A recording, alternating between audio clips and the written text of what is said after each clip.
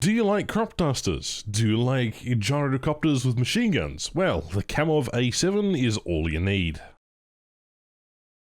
Hybrid between a plane and a helicopter, the Kamov A-7, designed by Nikolai Kamov, is based on the concept of Juan de la Firma, a Spanish aviator who came up with an interesting design of a gyrocopter. The A-7 was an aircraft built in Russia to fill one of the most important purpose aircraft of time, the spotting and adjustment of artillery. Now, Kamov gathered a small team of engineers, which included Mikhail Emil, who later became the founder of the leading Russian helicopter builder, who would also be, well, a direct concurrent to Kamov. The design started in 1932 under the supervision of the Central Aerodynamic Institute, or TSAGI. The aircraft was to be a light artillery scout and spotter capable of takeoff and landing on extremely small airstrips. Directly inspired from the Severa C-19 as a model for ideal success and design, the aircraft received the index of A7, just like any gyroplane under the Central Aerodynamic Institute. The aircraft was to be a light artillery scout and spotter capable of short takeoff and landing on extreme small airstrips. The first A-7 flew on the 20th of September 1934 and was later improved with a second model, the A-7 Biz.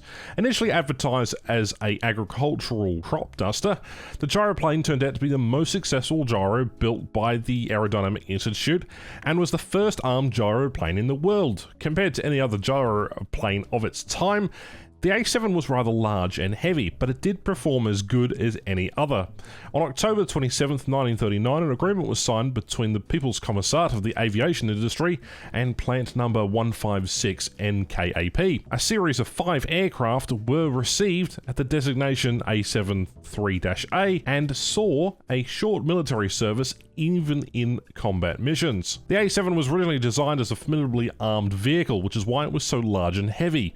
A PV-1 machine gun was located in the bow, and a twin installation of DA machine guns was installed at the aft point. Also, initially the gyroplane received bomb holders. The A-7 Biz became the first Soviet gyroplane to be used in combat, and during the Soviet-Finnish War of 1939 to 1940, it flew 20 sorties. The A-7 Biz was formidably armed and could not only spot the enemy, but also take care of them if needed to.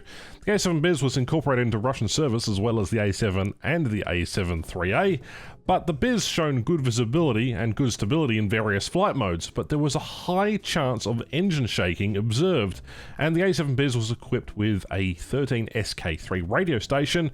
The A-7 features a good lot of quality over other reconnaissance aircraft of its time, with a range of low speeds between 50 and 218 kilometers an hour, the ability to take off from land sites about 50 by 50 meters squared, and a wind of 2 to 3 meters a second in open approaches. It also had the ability to maintain controllability and stability at low speeds and not enter a spin, and the simplicity of the piloting technique and accessibility for pilots of average qualification. It had excellent visibility for the observer pilot and good maneuverability with a small bend radius with about 50 meters. Stability on the ground during taxi and takeoff was also very good, but it also had many flaws. High fuel consumption, a lower flight time, very short range, incredibly heavy maintenance, and the large rotor limiting the fire arc of the defensive armament for the rear gunner, and incapacity to carry both camera and defensive armament at the same time. Speaking of armament, it had one forward-firing fixed machine gun in the bow, a 7.62mm PV-1, and then in the observer position it had two 7.62 DA machine guns. Could equip 4 100kg bombs with 2 bombs underneath each side of the landing gear and 4 RS-82 rockets, as well as an unusual armament provision for 2 RS-82s aimed backwards when the pilot would pull up and then launch the rockets backwards, making the A-7 the most capable aircraft in pretty much any other role except for fighter chasing.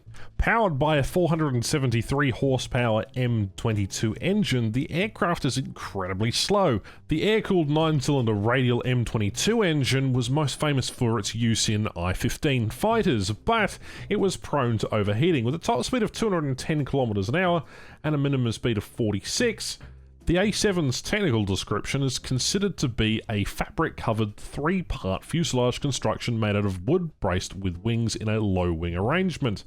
with the ends of the wings angled upwards. As well as the tail unit that was also braced, the tailplane was set high and there were 3 stabilising surfaces on its underside. The landing gear was rigid and designed in a stern and a later nose wheel configuration. Skis could also be mounted, and the rotor was on a frame in front of the crew that had 3 leaves. In this case, its advantage was being able to take off from a small strip and land on even smaller strip. Again, the aircraft could fly as slow as 48 km an hour without stalling and could reach maximum speed of around 194 km an hour. With a climb rate of 3.1 meters a second, you're not exactly going to get to the heavens too quickly, but the aircraft did provide a very stable platform for artillery spotting. It would go take a picture and use a special kind of binoculars in order to spot long-range targets, and then radio in to headquarters for a direct artillery bombardment, which it was very successful at. And there was a plan to put more of these gyroplane units into service, but on the night of November 23rd, the product was overshadowed by a crash. The pilot was in an unarmed A-7, and as a result of his crash was determined that due to the heavy engine and maintenance that this aircraft had to have in order to fly correctly, it was particularly susceptible to supply shortages. As a result, the lubricant used in its engine had failed to actually lubricate properly, resulting in a massive backfire on the engine, causing the aircraft to crash horribly. The aircraft was immediately taken back to the drawing board for more upgrades. Plant number 156 was obliged to modify the gyro plans of the pilot batch. At the same time, an alternate version of the aircraft was being developed, but the gyroplane was not only a specific apparatus, but also very expensive and demanding in terms of maintenance. In the spring of 1941, military tests of the Soviet copy of the Faceler 156 were carried out, and these tests were approved by Marshal Kulik. According to the program, the assist passed the same test as the A-7-3A, yielding maximum speed and could take off in the same short areas, and was not inferior to a gyroplane when used as an artillery spotter and liaison aircraft. In parallel, all of the previous aircraft were modernized. Not on all 5 points that were determined, but the gyroplane received sealed fuel tanks, armoured backrests for the pilot and observer, as well as seats for them, enlarged observer tables and tablets for the SPU intercoms.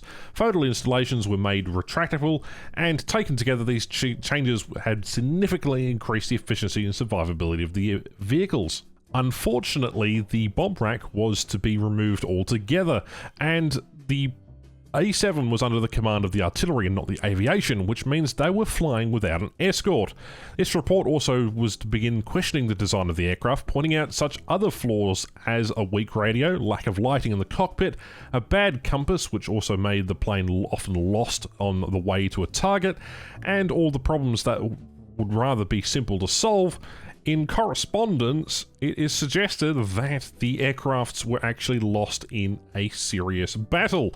However, they still had one airframe remaining, and they decided to do further upgrades to the remaining gyroplane of the 50th CAE. This required the gyroplane to be repaired. In fact, it was the only one that flew from 5th of March that got up to modernization, which included 13 points. In addition to eliminating the shortcomings noted during their use on the front, the initial vehicle was to receive reinforcement under the armament, especially under the wings. Guides appeared for 4 RS-82s as well as 2 bomb racks for SAB-25 Lightning bombs. It was agreed that when installing the RS-82, the machine gun was dismantled in the front, and later the RS-82s were increased to 6, but it was writing on the wall for the aircraft. The remaining A-7 was ordered to be repaired, and the 50 units that were under production were basically being told to not be finished. As the evacuation of industry due to Germany's invasion, they were unable to really provide not only construction of the new gyroplane in wartime conditions, but plant number 290 wasn't even able to complete a full modernization of the aircraft already built. The machines, as they were, consistently pursued by breakdowns, and most of them were of the result of proper operation. And with the wartime situation getting dire in Soviet Union, it was expected that this aircraft would never return to at least a full-time capacity.